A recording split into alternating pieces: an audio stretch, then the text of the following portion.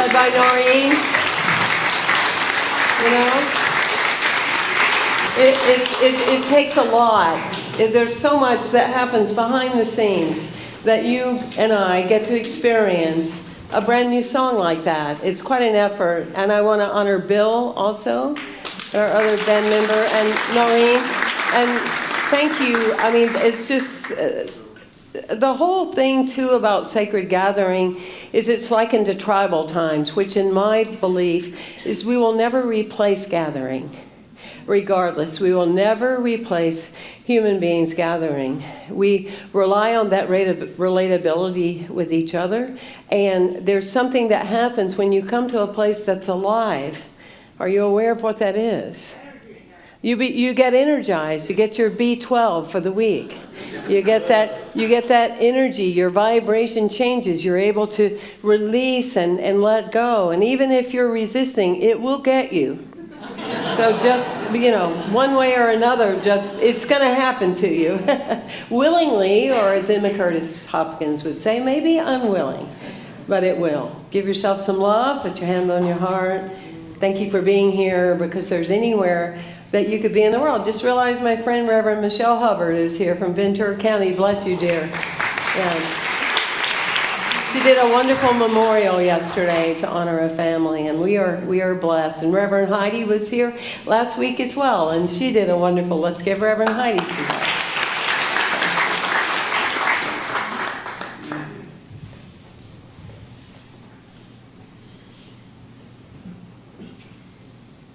Ernest Holmes would say there is one presence and one power in the universe, and that power is mine. It is flowing through every cell and fiber of my being, and that is the one power, and in that way we have connection. He would also go on to say that there is a power in the universe. It is around us, everywhere present, and it is likened to that like a soil. And every time you think and every time you feel, you are planting seeds into that soil. And that power picks up the seed that you have planted and moves forward with it and makes a connection according to your life. That's why for people like you and me, when we walk around, things seem so familiar, because on some level we made an agreement to the seed of our own understanding to have what we see in the first place. Yes? Yes, this side of the room is a yes. And so it's very interesting when we realize that when we are talking about the externals in our lives, who we love, who we don't love, what we have, what we don't have, and all those experiences, somewhere innately within us, there's a knowing that we are the ones that co-created it. Everybody breathe. We are the ones that co-created it. The good news is that if we choose different, we can what? Co-create differently, yes? I just gave you an experience during the song of who Ernest Holmes was, because back in the day, in the early 1900s and going into that era, it was very common with the thousands of people that would come to hear Ernest Holmes speak, he would have an intention of shaking every hand. And his crew and his entourage would get somewhat irritated with him. Ernest, you have so much going on today. What are you doing? And you're out there shaking all those hands. He said it's absolutely necessary, because by the very nature of exchanging the energy with another human being, my consciousness is changed as to what I'm going to say and share. Wow. Never forgot that. This week, I wanted to bring, having the good pleasure of also being a Science of Mind minister, I'm bi-spiritual. I said that one time at Unity Village and I messed up. I really confused people, but I got it down.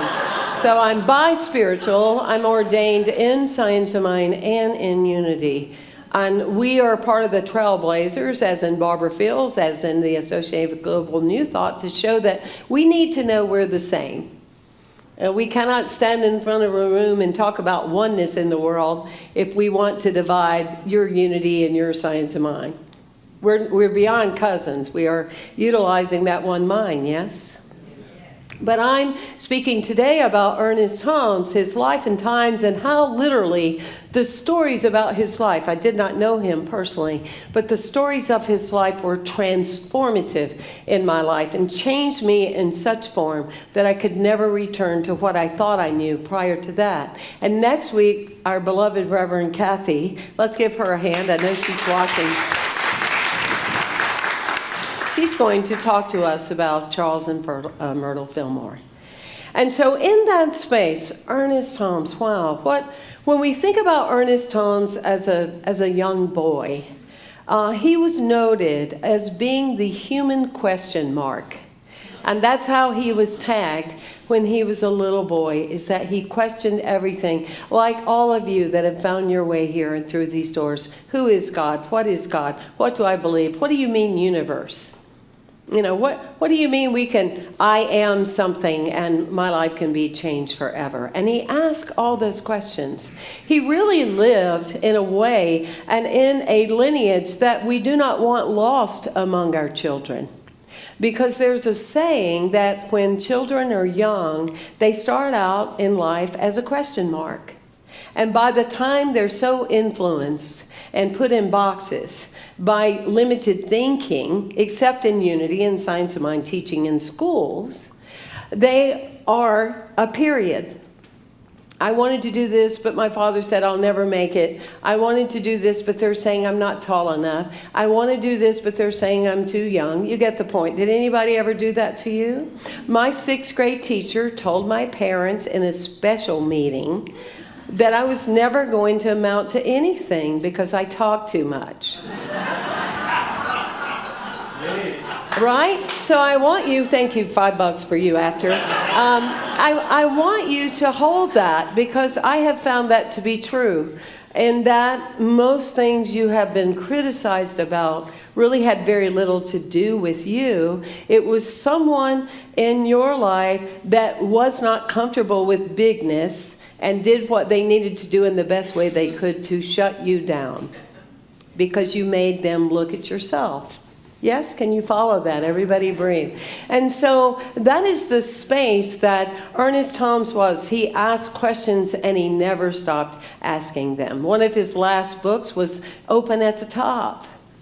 He didn't want the confines of our teaching becoming a theology or self-righteous, or you didn't say it right, or you didn't pray right. And that happens sometimes in community circles of unity, or in Science of Mind. It's like, oh, that's what you said isn't very Fillmorean, or whatever. And that's not what our founders wanted. They wanted the free flow of spirit so we may understand the intelligence because it's always evolving.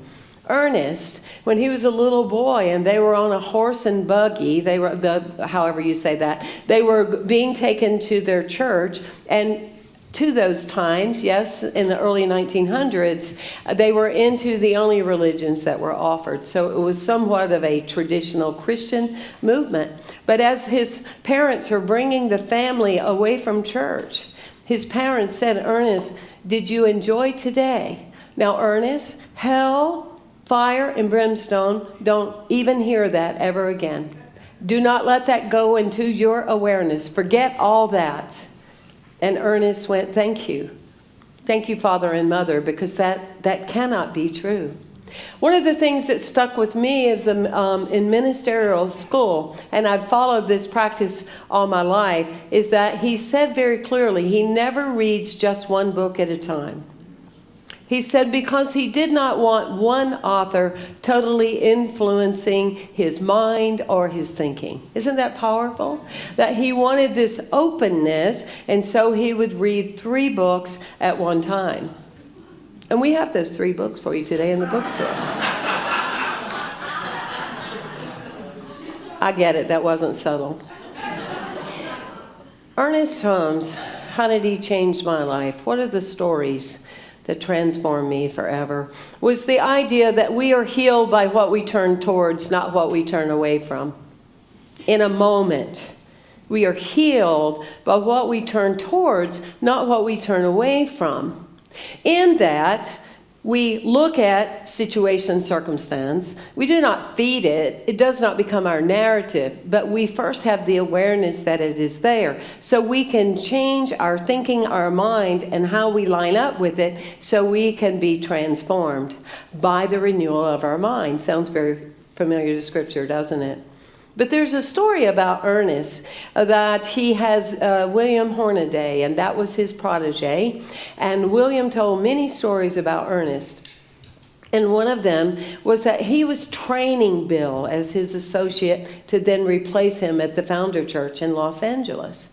And so he's following Ernest into the ICU, and there's a woman, and she has so many wires around her that it was just unbelievable. And the nurses and everybody are going like, this person is on their way out, not going to make it. And so Bill's following Ernest and absorbing everything. And Ernest walks up to the woman and looks at her. Her eyes are closed. She has all this noise and sound from machines. And he goes, "Rose, how are you, Rose?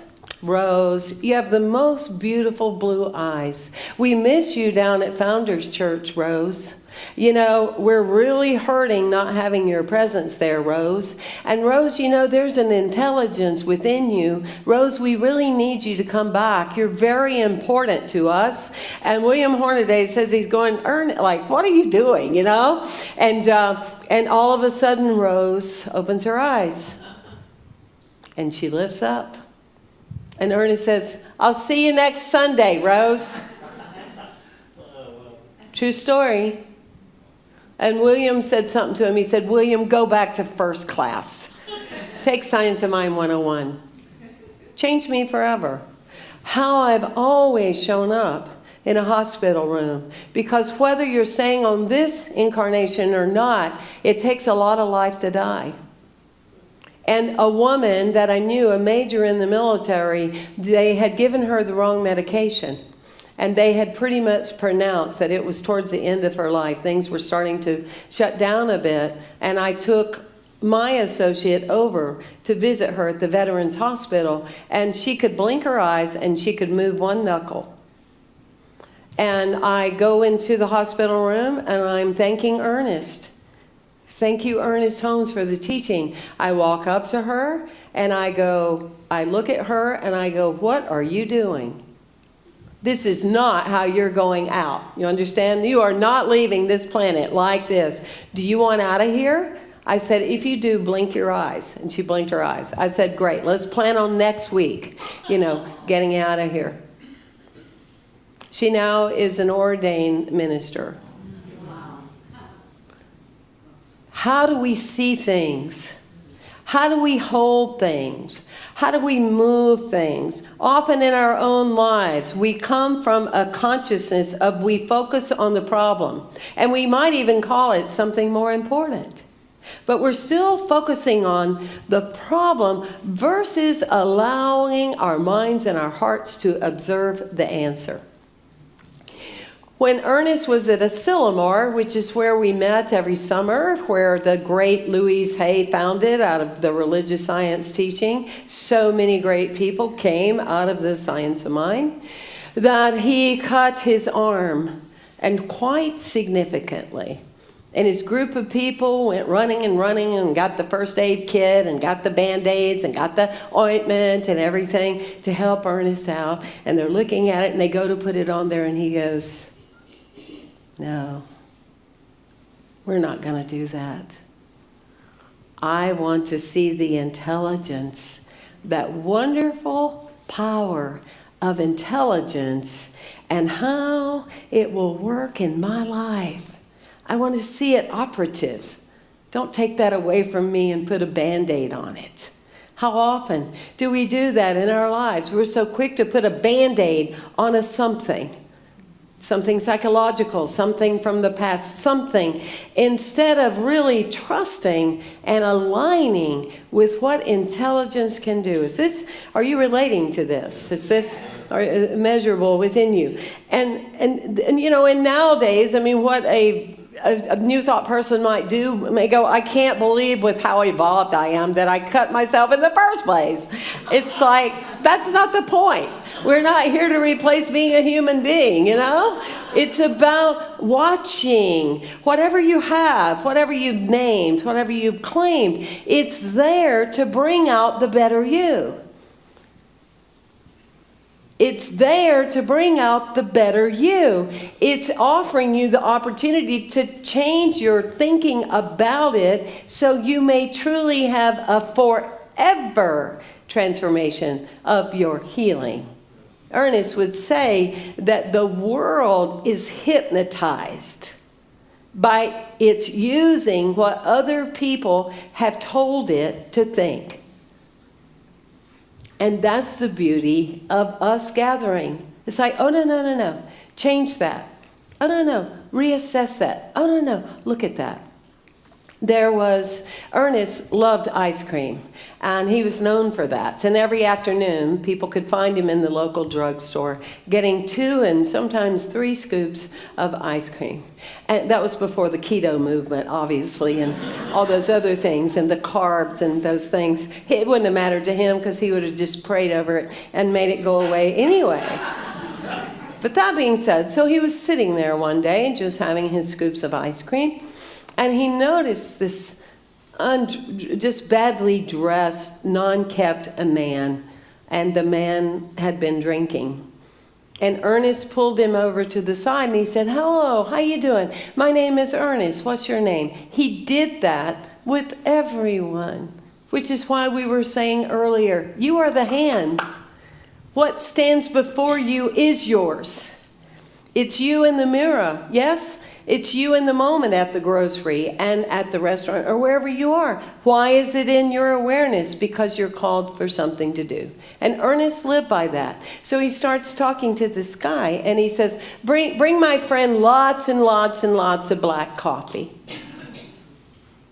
And so they do. And the guy's drinking he's drinking coffee and he's sobering up. And Ernest says, what do you do? And the man said, well, I used to paint signs. I used to be a sign painter. And Ernest, he said, my name is Ernest. Could you get the guy to come that owns the store, please? And the man comes. And he says, my name is Ernest Holmes. And my friend here paints signs. Do you need any signs painted? And the guy said, sure, I'm running a clearance and I need several number signs and several things. And the man goes, wonderful. And Ernest said, wait a minute, what are you going to pay him? And so the man goes on to do whatever. And a few weeks pass. And here comes a man with a suit on asking to see Ernest. He sits there in the chair. And he said, I want to thank you. I want to thank you. And Ernest says, come and get in the car with me. Let's go for a ride. So they're riding down and they come upon a vacated building. And Ernest says, can you paint all kinds of signs? And the man said, yes. And Ernest says, I'm going to put up front for you the funds. And the man went on to have a very successful sign business. This is consciousness. This is who we are, how we be. He didn't operate at the level of the problem, of the very obvious problem, but he operated about what was possible or what could be in a new answer. Wow, such energy, yes? Such energy. Bill Hornaday had just a real giggle when he said that one time they were in San Francisco and there were thousands of people that had attended. And he said Ernest took a liking to this woman and he was kind of like concerned because he was his teacher. He took a liking to this lady of the night and how she was acting towards Ernest and everything. And he said, I didn't know what to do about it, because Ernest was always so friendly and all that. And he said, and at the end of the event, Ernest said, Bill, I'm going to go back. I'm taking my friend here to the hotel room. And he said, and Bill, I don't want you to disturb us right away. And Bill said, "You've never seen anything like it." And this woman had these long eyelashes and said, "Oh my gosh." And here's my teacher, and he's taking this strange woman, and he said, "My mind was just going in all these places that I'm not so proud of." He said, "But when I opened that room," Ernest said, "Bill, here is Mary." He had asked her to go in and take off all her makeup. He had put a coat over her. And he said, "Bill, we've made arrangements for Mary to be free from the people that own her here. Now, I've already called Bill, and I've made the plans, I've made the reservations." He said, "I just need you on the way out to stop by, here's the money, and buy Mary some clothes. And she's going home to her family." Let's give Ernest Holmes a hand. This is what it's all about. This is the reason that we are here on purpose. It's not always to be the next #1 TV show. It's not always to be the financial empire, though it may be all of those things. But to me, I've always said I'm more interested in how the author lives than how he or she writes. And you and I, we are the authors of our lives. We are in that space with every encounter of there's a nudge or a calling of wanting something to happen here. And so it's that space. And that's the beauty of humanity and our exchanges with each other, is that we're able to see something very different. In closing, there's a story of an old mountain guy, and he goes to this little local country store, and he witnessed something he had never seen before. It was a mirror. And he picked the mirror up, and he looked at it, and he said, "Wow, that really resembles Uncle Zeke." Wow. And he was so intrigued by it that he bought the mirror and he took it home. Well, he knew the family had been feuding with Uncle Zeke, so he didn't want to cause any problems. So he hid the mirror in the barn. And every day he would go out and he would look at the mirror. He would have the witness of that. And he would go, "God, looks so much like Uncle Zeke." Well, one day his wife kind of had it. So she goes out to the barn to figure out what has he been doing. And she picks up the mirror and looks and said, "That's who he's been seeing out here."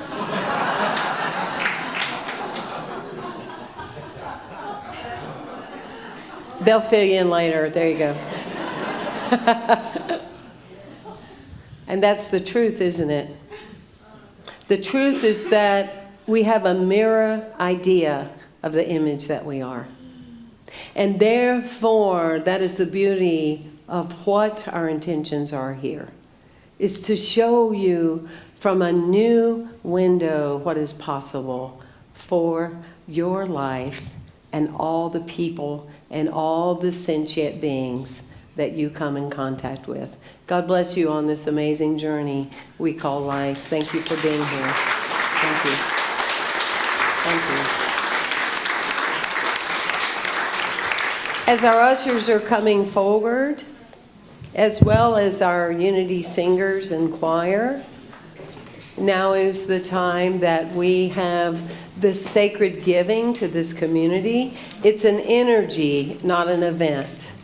And so in that space and in this sacred time, whether you give online or you give on Square or PayPal or whatever way, please go ahead and be part of the practice. And as the basket goes by you, bless it, honor it for the greater good of Unity of Santa Barbara. It's one of the beautiful rituals that we have here at Unity as we sing. God is our source. God is our source. Yeah, as you join us in singing God is our source. God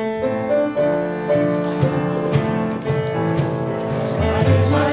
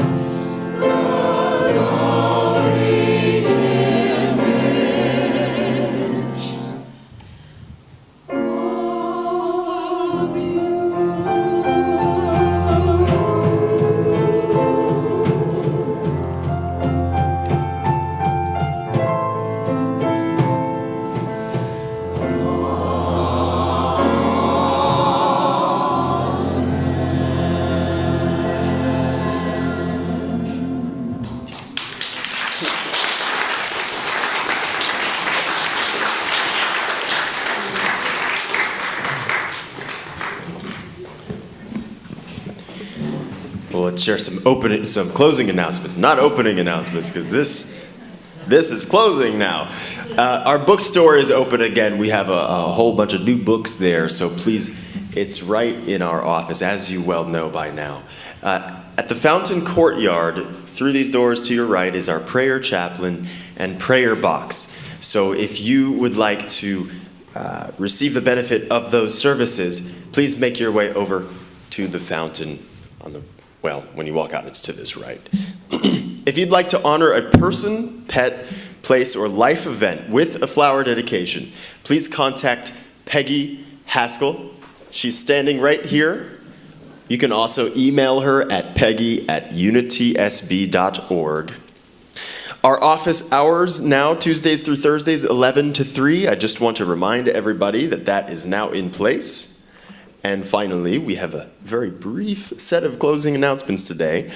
Vision Sunday, July 31st. We are coming together as a community to dream up the future of Unity of Santa Barbara Spiritual Community Center. That is a Sunday service starting at 10 a.m. on July 31st, so that's 2 weeks from now. All right, thank you so much. Have a beautiful rest of your morning. Thank you, Forrest. Now let us stand and sing the peace song. Hey, how you doing?